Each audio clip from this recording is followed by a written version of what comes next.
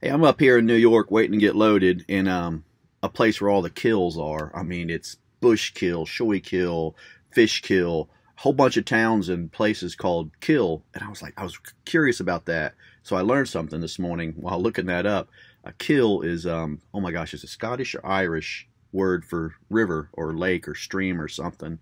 So these New Yorkers aren't running around stabbing everybody. It's just a body of water. But this brings us to our story. There's some killing in it. The stabbing kind. This is We met Mad Ruby in some of the later Zombie Road books. She was kind of crazy, and Jesse even was talking to her, and he asked her if she was nuts, and she goes, "No, I'm normal now," something like that. I used to be crazy, and this is the story of her craziness, I guess, in the early days. This isn't my story. This is from a fan, Kitty Siberia. She's a writer. She has a lot of stuff on Amazon if you want to check it out, if you like your stuff sexy. But it's told from a woman's point of view, first person, and I usually don't write like that. So I took Kitty's idea, her story basically, and just changed it up a little bit, Simpsonized it, I guess. And it's the beginning of Mad Ruby and who she is and where she came from. This is Lonely Ruby, written by David A. Simpson, narrated by Eric A. Shellman. This is one of those days. Everything is aching and hurting. My whole body feels like I have huge weights strapped to my arms and legs, and each of them are pulling in a different direction. I am starting to itch already, the itch that can't be scratched, and this time it's on my face, that place where my forehead meets my hairline. Seems like every day it moves to a new spot, and if I'm not careful, by tonight it'll be scratched raw and bloody. It's still early, but that bandy rooster is already singing. His clock must be broken because the sun isn't up yet. I can see the light with my closed eyes, if there were any, but there's not. Just darkness. It has to be around 4 a.m., not that that matters. I brush my fingers softly across my forehead and tell myself it doesn't really itch, it's only a phantom feeling. It's all in my head. I can't really scratch it away. Even if I were to scrape my skin away and expose the shiny white bone underneath, it would still itch. Lord knows I've tried. I've got the scars to prove it. I force myself to open my eyes, but really what's the point? I could lay here, just stop eating and wait for it. Wait for it. I could chain myself down and throw the key across the room. I could put Betsy to my lips and kiss everything goodbye, but I can't. That's not my style. Grunting and moaning, I try to get up. The cat is sitting on my legs. No wonder I'm hot. I push her down and shove the covers off, cooling down from a hot flash. Damn cat. Damn life. Damn body. Cats are not really pets. They tolerate us. If I were gone, I'm sure Elizabeth would not miss me one bit. She would find the fact that I'm not around inconvenient, maybe. She would notice my absence because the food would be gone, but she wouldn't feel any longing for me. She wouldn't mourn me like a good dog would. We tolerate each other and have an understanding. I open the cans of cat food, and she keeps the rats away. Those damn rats. I caught a few in cages to try to see what's wrong with them because they're crazy as a peach orchard boar. They act like they got rabies or something, but they don't. They just like to chew on me for some reason. Maybe they like toasted flesh. I know they're feeding on the zombies, 'cause last time I was in town I found Mr. Greensleeves was disappearing pretty quick. He was trapped under a heavy shelf from his store, and there were rats gnawing at his legs. Loads of them. I got lucky with Betsy and my boots. I think they would have ate me alive if I'd been wearing sneakers.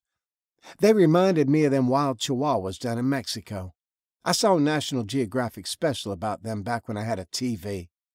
Those little boogers worked in packs and could take down a cow or a coyote or even a human. I had gotten into this habit of wearing knee-high biker boots since they can stomp a zombie head, and I was mighty glad I had them on. I don't know if they carry the virus, but Being turned into a zombie by a rat isn't really something I'm looking forward to. When I was younger and I was dreamy about vampires, I had this ridiculous fantasy about one so handsome it hurt.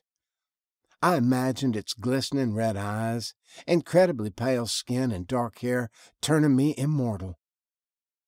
The world didn't end like that, though. It wasn't beautiful people giving you a little love bite in the neck. It was stinking, rotten, dead things that would rip your guts out. "Hey, Charlie, are you awake?" Why do I even call?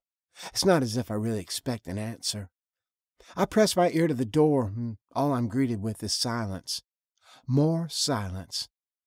My Charlotte lies there, eyes open, staring towards the ceiling. It's all my fault. My fault. Before starting my early morning nurse duties on Charlie, I just sit there in my rocker and stare. Her body looks so thin, so frail. I comb her hair.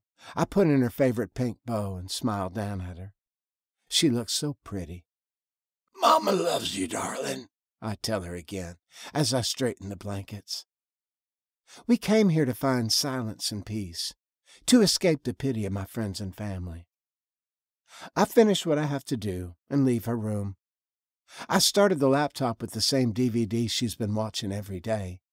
She doesn't seem to mind. It'll loop all day. The solar panel keeps it charged.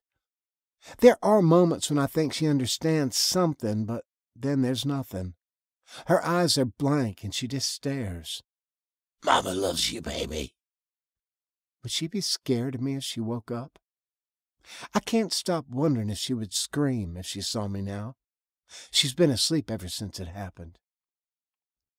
I don't keep mirrors in this house.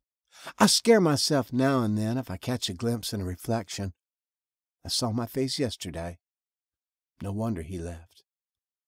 I could scare the zombies if they had a little bit of sense. My once beautiful face looks a lot like my soul, a landscape of pain and terror. I put a cage made of chicken wire over Charlie's bed. I'm scared of the rats. Elizabeth is killing them, but not fast enough. She gets lazy. Maybe I should find a few more cats and see if I can bring them over. That might teach her to be a little friendlier. She's being arrogant and greets me with indifference. She jumps from the sink to the kitchen counter, saunters over to her feed bowl, and lets me know it's empty. "You ain't no good," I grumble at her as I dig out her favorite flavor.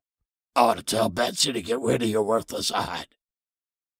Betsy is silent. The double barrel grins at me. "What you say, Betsy? Kitty on the Barbie?"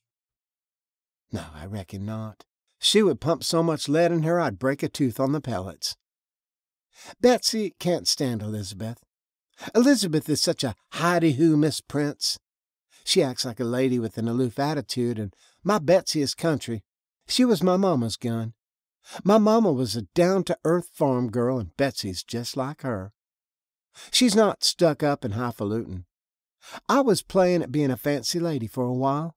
Living in the city, fancy job, fancy man, fancy house, fancy friends. I even taught myself to walk and talk fancy. What would they say if they could see me now, spitting tobacco juice on the floor?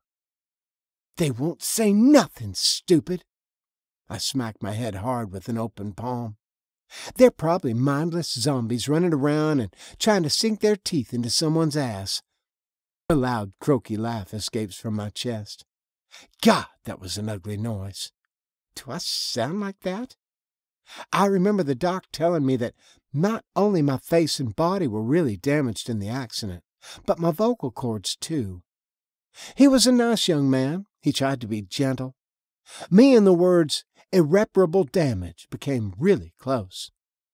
I am damaged, but my Charlotte is gone. Her mind is, anyway. She's here, but only in body. Her laughter and joy are gone. She's just a shell that I feed through a tube and has to wear diapers.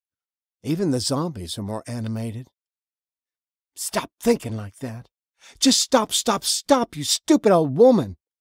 I slap myself hard. It takes my mind off the unscratchable itch on my forehead for a moment. I pick up Betsy, a Bowie knife, and a plug a red man. My fingers are starting to itch too, and I feel the need to ride into town.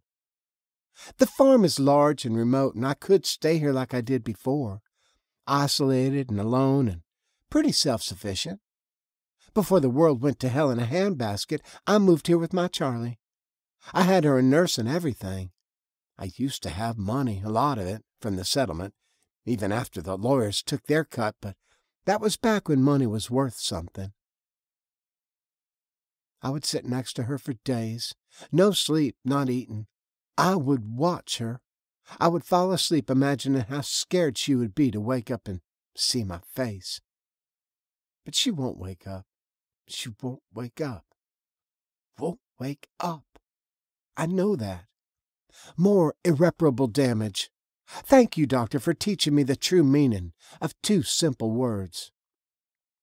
I know she won't.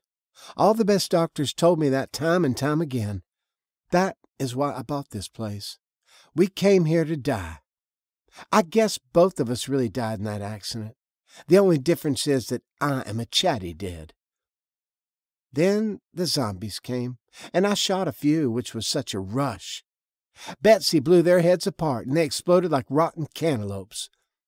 For the first time in years, I felt alive. My body was tingling, my palms were sweaty, my heart was beating fast, and my deformed face smiled. I have a radio, and I can hear them truckers in Lakota. They said don't eat the bacon. It was the cause of the outbreak. I never cared much for bacon. Too many years of eating right, exercising, and taking care of my body got me out of the habit of eating meat. A lot of good that done me. The tightest, cutest ass in the world wouldn't make a man forget about my face, no matter how drunk he got. Butterface is what I am. She was looking fine, everything but her face. Now I don't care. Whiskey or vodka, they're kind of vegan. My ass is getting wide, but it ain't as big as a dump truck yet. I make myself a go cup of coffee and take a long sip of the whiskey-spiked coffee. I'm headed to town and need it. I want to feel the rush of killing zombies. I had been considering taking Charlotte off the feeding tubes and letting her go, then shooting myself. Been cooped up too long at the farm. I was going a little stir-crazy. I needed to get out, go find some excitement to get my heart pumping again. A strange laugh filled the air. I sound creepy. I think I've turned into a crazy zombie lady. Betsy, let's go, girl. Mama needs to kill some zombs, I croak out. Sending those undead things to hell where they belong is kind of addictive. In the beginning, I'd get hot and tingly from killing one zombie, watching chunks of it blown away when Betsy's double barrel talked to them. That got old after a while. Then I had to kill more because the easier the task, the less the thrill. Now I try to get myself in some messed up situations just to see what goes. I should think about Charlie, try to be careful, but when I get this rush, I just don't care. It must be what a junkie feels like when he needs a fix. I crave the danger like a dirty sailor craves a dirty whore after 2 years at sea. It's not want, it's need. The way my heartbeat echoes in my entire body drives me crazy. My hands are clammy and a bit of sweat is forming on my brow, even though it's a chilly February day. The guys in Lakota are broadcasting again, but I don't think I can live like them, all safe and sound inside the walls. I really don't understand how they can stay inside. Maybe it's just me, but the thrill of the hunt makes me happy. Reminds me of the feeling I would get when I was a beauty queen. That moment on the stage, the feeling that you can lose everything or win everything. I'm a winner, and I will win. I try to think in absolutes, just like they taught in a confidence seminar I took back when I was fancy. I am a winner, and killing them reminds me of it. I don't think that in Lakota they have a way to help my Charlie. I used to talk to her, try to make her wake up. The doctor said that her brain is actually fine, that it was possible she could even snap out of her coma. But what do they know? If that were true, why won't she wake up? I've screamed at her, shook her, I even slapped her once. I felt bad about that. Poor thing, it's not her fault. At the end of the driveway, I turn and look at my house. I love what I did with the place. It's a rambling farmhouse with a wraparound porch. I imagine the folks that built it used to sit on the veranda and have sweet tea or mint juleps in the evenings. I added my own decorating touches here and there. I put cut-off zombie heads on the rail. I have a very snappy rail. I love the way their mouths move and chew as I walk by. The crows or rats have been gnawing on them. I'll have to get some more. They are my year-round Halloween decorations. I walk past my boys on the fence line along the road, and they snap at me. Are you hungry, my little pets? There's one guy with long black hair, and he had tattoos all over his body. I wanted to skin him and keep it as art. His back piece was beautiful, but when I started, it was kind of yucky. I tore him in a few places. Who knew people had such thin skin? I've gotten better since then. I've been practicing. Betsy, babe, where are we going? Should we check out the pit? I built a trap for all these wandering goofballs. I found out they're drawn to noise, so I opened up a cellar, took out the stairs, and put a remote-controlled CD player inside. I put it inside a cage, and around the cage are spikes. The zombies go towards the music, try to get to the noise, and impale themselves. They are too stupid to get out, and I don't think they have a reverse. It's like zombie kebab, and that's where my collection started. I tried all types of music, but Beethoven works best. They may stink and wear clothes homeless people would throw away, but they have good taste in music. When I saw the sheriff's deputy impaled there, I couldn't let Betsy do the headshot. No, no, no. He had been kind to me when he pulled me over once. He didn't shrink away or make a face or throw up or anything. He was very professional and just let me go with a warning. It was kind of cute, and I daydreamed about us getting together. Maybe he would stop by and I would invite him to sit on the porch for some sweet tea. He wouldn't be afraid of my face, and he would notice the rest of me was just as beautiful as it once was. My belly was tight, my rear was firm, and my boobs still stood up on their own. I didn't have to be his public girlfriend. No right-thinking man would want that, but a girl has needs. I wouldn't mind if he stopped over once a week. Nobody would have to know. Maybe I could get a veil like I Dream of Jeannie. It could have been so nice, but he never stopped by. Betsy wanted it. She was aching for it. She wanted to shoot her sweet load into his face, but I couldn't. No, I could not. So I took my axe, chopped him down, and kept his head. He was still wanting to bite, but I put him on my nightstand for a while, and I wasn't so alone. He was somebody to talk to. I feed him sometimes. He chews, but he makes a mess when it falls out of his throat onto the floor. I think he looks happy. I told Deputy Reynolds how I feel about him, how much I wanted him and dreamt of us. It got kind of graphic. I can get like that sometimes. He watched me get naked, and I told him everything I wanted him to do. I pretended my fingers were his, and for a while I felt good. I stopped itching. After that, I put him in Charlie's room. She should spend time with her new daddy. He is always chewing, and she's always sleeping with open eyes. I want to come home one day and find them talking. Maybe they have a dialogue that I can't hear. He was the first, but there were others after him. I have men and women and children spiked on my porch rail. When I ran out of room, I put them on the fence post along the driveway and down the road. Some people collect stickers or stamps or baseball cards. I collect my snappy heads. Some of them are just pretty with their different colored hair. Now when I look at my house, it looks scary and beautiful all at the same time. All the heads lined up with their chompy jaws, and when you walk by, their eyes follow you. The ones that still have eyes, anyway. I caught Elizabeth sitting on top of a head and scratching its eyes out last week. She's such a bad kitty. I think she enjoyed the squishy feel of them. Well, I pushed some in with my thumbs to see why she was doing it. It was like popping those mail-in wrapper bubbles, except it was a lot quieter. I shoot her off. Such a bad kitty. The truck door is squeaking again. I keep it parked at the neighbor's house to throw off the zombs that follow the noise. Sometimes it takes them hours to stumble up, and I don't like unannounced visitors at my house. I need to oil it, but keep forgetting. Sometimes you got to be stealthy. A squeaky door can get you killed. I like the truck, but I think I'll leave it in town and just take another one. That's the upside of the apocalypse. I can walk into the dealer shop and pick me up a new one. The road is mostly clear. There are a few zombies stumbling around town when I get there, and they follow the engine noise. Moths to the flames. They will follow you for miles and miles, and if you don't make some turns, they show up eventually. Town is way too boring. The followers die too easy. I may have to go further to find a little adventure. I've killed most of them, and some I've used for decorations. There are some still trapped inside houses. They wave to me when I drive by. Mr. Jones is my grocery store guard. I chained his legs to the bench out front.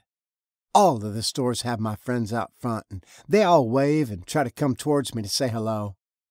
I like to see the townspeople, and they are really friendly now. They all want to hug me and greet me. They don't lower their eyes and pretend I'm not there. I stop in front of the grocery store and get ready to say hi, but he is gone. I can see his legs broke off. They're still there in the shackles. Mr. Jones is crawling on the floor, hurrying to say hello. Betsy is faster than me. Her load is in his head. Sometimes I think Betsy's a hateful old bitch. She likes to kill first and ask questions later. Now, see what you did, Mr. Jones? See? I scold him. You were a bad, bad zombie. You left your station. Mr. Jones has half his head missing. His one good eye is looking lost towards the ceiling. The noise from the boomstick will attract new ones, but ain't that what we were after, my girl? Betsy was grinning her toothless grin. I know she was hot for the kill, and we both wanted more. I want to get my hands dirty. I want to use my axe, have it stuck in bone as I chop off heads. I love the Pez dispenser look in a zombie. I think it's kind of funny the way they try to grab you but can't coordinate because their heads are flopped over backwards. Their eyes are looking behind them, and their hands are all grabby. Sometimes I let one feel my boob before I finish him off. They're not real messy if you do it right. They don't bleed much. I don't think their hearts are pumping anymore. I need to get out of here. Mr. Jones is funking up the place. Nothing smells worse than freshly spattered zombie brains. Betsy made a mess, but the smell will go away in a day or two. The heads I keep at home don't have much meat on them. They don't stink that bad. Besides, I ain't no dummy. I hang Christmas tree air fresheners on the ears of the ones on my porch. Just as my cackle of a laugh filled the grocery store, my eyes caught the mirror. I was so startled, Betsy jumped up and shot the thing, staring back at me. It cracked and shattered into a million tiny pieces, and I didn't have to look at it any more. After the doc unwrapped my face and I screamed, he had some head shrinker come in and have a chat with me. He talked about face dysmorphic disorder and how I couldn't really connect with my image in the mirror. Face dysmorphic, my ass. That's a frickin' monster gawping at me from the other side of the looking glass. The thick scar tissue on my face and neck looks like snails in that Anaconda movie, and they are all fighting for what's left from my nose. My nose has only one nostril left. The rest is gone, under the thick snakes that are colored in red veins. Metal shards and a faulty airbag will do that to you. Kind of like getting a haircut with a drill press and shaving with a chainsaw. My mouth has some of the lower lip left. The upper lip pulls to the side, so watching me eat is pretty gross. I can see how it would ruin the mood at a fancy restaurant. They fixed my teeth, so the contrast is a little jarring between my perfectly pearly whites and the ragged face, the missing ear, and my hair. Well, what's left of it. I was kind of scalped by dozens of little bits of flying debris. What the metal didn't destroy, the fire did. There are just a few stray strands that grow. They told me I could wear a wig, but why bother? Nobody left to look pretty for anyway. I walk the streets as if I own the town, because I kind of do. I killed everyone except the ones I keep chained up to wave to me, my friends and fans. Where's the challenge? I can hear the voice in my head, my old voice, the pretty one, not this weird raspy wheezy croak I make now. It's telling me I need some fresh kill. I agree, and wave to the school kids on the bus. They all screech and chomp for me. I love you too. I blow them kisses. I honestly thought about Lakota. I could load up Charlie, Betsy, and Elizabeth and go there, but here I'm the queen, and there I'd be a freak again. I don't want pity-filled looks. I tried to escape exactly that, pity. I bought a house far from the nosy neighbors, kept to myself, and could only walk the streets without people staring on Halloween. I was just another person wearing a mask that one day a year. Now I walk down the main street of my town with no cares in the world. Everybody loves me and waves and screams a rattle-throated greeting. Betsy jumps up in my hands, and I see what's got her dander up. Somebody new in this town, and it ain't a dead 'un wandering in. It's breathing people. They haven't asked permission, they haven't paid the toll, and they're probably stealing my stuff. You have to bow to the queen. I'll teach 'em manners. The truck is very tastefully decorated with bloody handprints and skulls, but they don't chomp and chew like my heads. They are long dead bleached bones. How boring. I need to find the owner of the pretty truck and let him know he's trespassing. I can be civil when I want to be. I haven't lost all my manners just 'cause the world is dying. They're inside the saloon, the Full Moon Bar and Grill, so I walk around and take the side entrance. My barmaids are chained to the little stage, and my bartender doesn't have legs, or hands for the matter. He got a little too grabby one day when I wasn't in the mood and I lost my temper. Poor fella. But on the bright side, he hasn't fallen from his bar stool since I chopped him off and tied him down with barbed wire. There are two men. They admire my handiwork and tease the girls. The girls have been inside since day one and are still fast and fresh. They're going crazy over the prospect of human meat, but I have them muzzled with some ball gags I found at the mayor's house. Who knew he was such a weirdo? He seemed so normal. They are barmaids after all, so I thought they should still offer entertainment. They've never tried to dance on the stripper pole, but I hung guitars around their necks. Sometimes I crank up the music, drink a warm beer, and pretend like they're giving me a private concert. I wonder if I can muzzle some more, maybe spike them to the floor and have a mosh pit. It might be almost like the real thing. The rough-looking boys are stealing my whiskey and poking at my dead girls. What you say, Betsy? Shall we take 'em home? Introduce 'em to the rest of the family. Betsy doesn't agree with my idea, but she was built to spill blood. Her solution to everything is shoot first, shoot second, then shoot some more. Capturing those stupid morons is easy. I had to clear my throat twice before they even noticed me and black-eyed Betsy smiling at 'em. I make them put on Deputy Reynolds' handcuffs, then get in my truck. I don't want surprises. They ask stupid-ass questions like, "Who are you? What are you?" I mean, really. I am a lady. These boys need to be taught some respect. After boring me to death with very stupid stuff, they finally shut up and stop acting mad. They start acting scared. I think seeing my house decorations did it.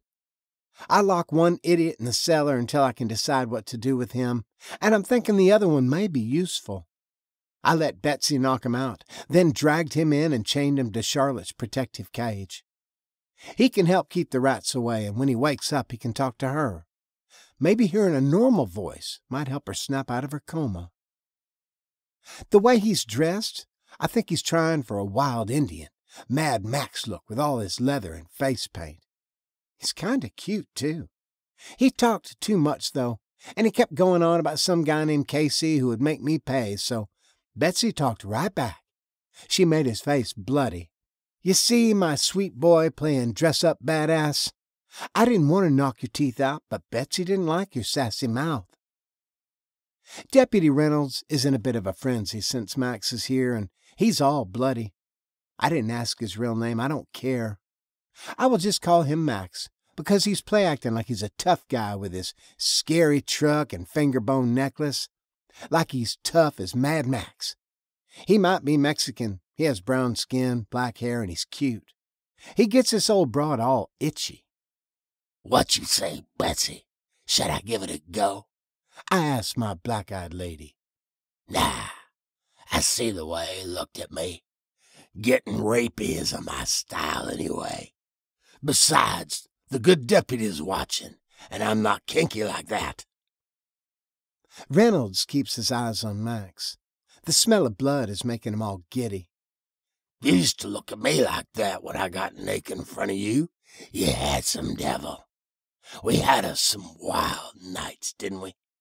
If I was the jealous type, I think you were trying to cheat on me. And with another man, too. What's the world coming to?" Elizabeth walks in. I see disapproval in her green eyes. "What's wrong? Are you my mother?" I croak at her. "The deputy was a hunk and the sex was amazing. At least let me keep my fantasies." I shoo her out. She's got no business in here. She should be catching rats. She's probably right, though. My Charlie is a virgin, and she don't need to hear her mama talking like that. Max doesn't move. Betsy didn't hit him that hard. No, not at all. I kick him, but he still doesn't move. I need a drink. I drag my old tired ass to the kitchen. I feel like 90, not 40. I should put a liquor cabinet in each room so I don't have to walk so far. My head finally stopped itching. All it takes is a little excitement. I pour a big dollop of Tabasco sauce in a glass, then splash it with tequila. The good stuff, not that crap that tastes like paint thinner. It burns all kind of ways going down, and would make my eyes water if they could. I fix me another. As I'm sitting there working on my third tequila furnace, I have an epiphany and slap my forehead. I don't know why I didn't think of it before. I have to wake up my Charlotte, my sleeping beauty. In the fairy books, all it takes is a handsome prince. I don't think Max is a prince, but that's okay. Charlie isn't really a princess. I just have to make him kiss her. Simple. I drag Max under the cover of the cage and lay him by Charlie. Deputy Reynolds is watching from his spot on the dresser. He finally wakes up, the big sissy. Took him long enough. I sit in my favorite rocker with Betsy on my lap. "Kiss her," I tell him. He looks at me, confusion clouding his eyes. "You need to wake her up. Kiss her." He sees who is in the cage and tries to push away, but there's no room. She doesn't toss and turn, so it didn't have to be big. "Kiss my baby. Make her wake up, or I'll feed you to the heads, one slice at a time." I croak at him. Why is he so stupid? He looks at me like I'm crazy, like I didn't know what I was doing. He was starting to upset me, so I finish off my tequila and hot sauce. I can't remember how many I've had, but the bottle is empty. Both of them. I look into his brown eyes, and I see what he sees. I see clearly for the first time in a long time. He's trying to get away from my beautiful Charlotte because he doesn't see a sleeping teenager. He sees a rotten, bloated, dead girl that's been gone for months. Not an undead girl. A real dead girl who died when the electricity went out and the generator ran out of gas. I don't care. "Kiss her," I scream in my snarly voice. He started bleeding again, and the deputy on the dresser starts chewing air, hungry for what he can't have. "Didn't your mama read you fairy tales?" I screech at him. "The handsome prince kisses the princess and saves her from death. He wakes her up." I shove Betsy between the wires, between his eyes, and he tries. I think he really does. But when he leans on her, The gases trapped inside my poor baby belch out, and he starts throwing up. I can't say as I blame him. Even I had to back away. She had some rancid breath. Max starts crying. Something black, gooey, and nasty smelling came out of both ends of my Charlotte when he leaned on her, and he's got it all over him. Kiss her! I yell again, almost crying myself. Wake her up! He's afraid of Betsy, but he's afraid of putting his lips against hers even more. He throws up again. He's making a mess of her every time he moves. One of her legs tear free from him being all clumsy and falls to the floor. A rat pokes its slimy head out of her mouth and darts off, and another one follows. My baby. I look at him. He's stupid, stupid, stupid. He's ruined her. She doesn't even look like Charlotte anymore. I scream, let Betsy fall to the floor, and slam my hands against my skull. No, no, no, no! I itch all over. Charlie can't be dead. She can't be. Can she? Tears burn my eyes. I can't cry really because my tear ducts are gone, but my eyes burn and itch, and I want to claw them out because I can't stand to see what I'm seeing. My Charlotte is a bloated, rotten body. She's dead. She's decaying, and the rats have been feeding on her insides. That's why Deputy Reynolds didn't want to bite her. He's always ignored her. It wasn't because he was being a good daddy. It was because she was dead. Max knocks the wire cage aside, but he's still on his hands and knees, still dry heaving. Betsy finds her way back into my hands and is pushing into his skin. She's aching to kill. She wants to dump her load in his spine, but will this make things better? I am alone, so alone, I just don't care. I crumble into my chair with Betsy across my legs. Elizabeth came to sit on my lap for a while, but left when I peed myself. The wet feeling bothered her. Max cowered in the corner and covered his head. He didn't say anything, just whimpered and rocked back and forth. It was almost dark when he started to stand up, and I saw it in his face. Pity. He was not scared or disgusted any more. He was feeling sorry for the poor old demented zombie lady. He approached me like I was a skittish colt. He held up one hand and moved slowly. He had Charlie's insides and his own vomit drying on his leathers, but his eyes never left mine. "I'm sorry about your daughter," he said. "It's got to be hard out here on your own." He was starting to piss me off again, treat me like I was a simpleton, but I couldn't say anything. He had a soft voice, the first kind words I'd heard in months. I was a little in awe at hearing it. Maybe I had been going about this all wrong. Maybe he didn't see me as a monster. He didn't look away when he saw my shredded face that no plastic surgeon would even try to fix. He looked into my eyes and he talked to me, really talked to me. He put his hands on mine and gently pushed Betsy aside. I was ready if he tried anything, but he didn't. I smiled my best smile. My teeth are perfect and white. He was saying something. It was hard for me to follow. Just soothing nonsense, like he was trying to calm a wild animal. I didn't care. His voice was beautiful to my ear, and I couldn't even smell my daughter's guts on him. Maybe it was me he was meant to kiss. Maybe it was me who would find happiness with him. Maybe this was really real, and not just my mind and the tequila playing tricks on me. I got out of the chair, stood on my tiptoes to kiss his bloody lips through his vomit-stained beard. I didn't care about my pee-stained pants. Was this the man I'd been waiting for, dreaming of? After being alone for so long, I was almost whimpering in relief and pleasure as I wrapped my arms around his neck. He couldn't hide the look of revulsion in his eyes. I snarled and pushed him away. I didn't want his pity. He stumbled against the dresser, and good old Deputy Richards was there to take a chunk out of his outstretched arm. He screamed and tossed the bitey head aside, but it was too late, and we both knew it. "You filthy bitch!" he roared, and swung at me. Betsy spoke to him with both barrels and sent him flying through the wall into the next room.